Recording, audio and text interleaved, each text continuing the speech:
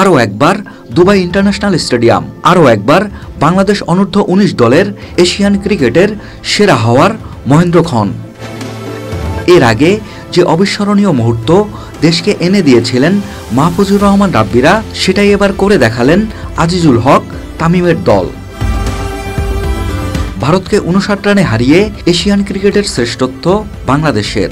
টানা দ্বিতীয়বারের মতো যুব ক্রিকেটে এশিয়ার সেরা হল বাংলাদেশের ইয়াং টাইগার্সরা। ফাইনালের মহারণে বাংলাদেশের ১৯৮ রানের জবাবে ৮ বারের চ্যাম্পিয়ন ভারত শেষ হল ১৩৯ রানে।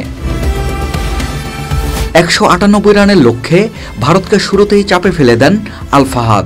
দলীয় ৪ রানেই আয়ুষ মহাত্রেকে দারুণ এক ডেলিভারিতে বোল্ড করেন এই পেসার।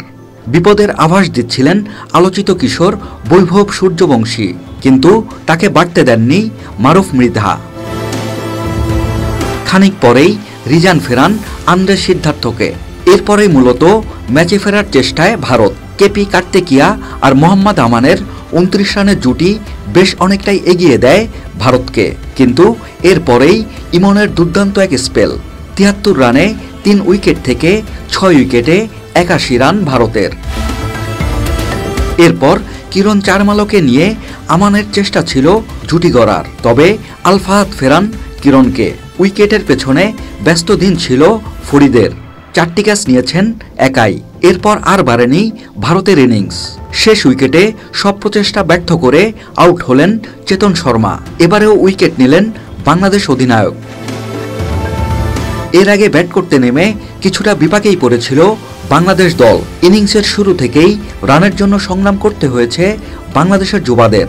সপ্তম ওভারে কালাম সিদ্দিকী আউটের আগে ১৬ বলে করেছিলেন মোটে ১ রান।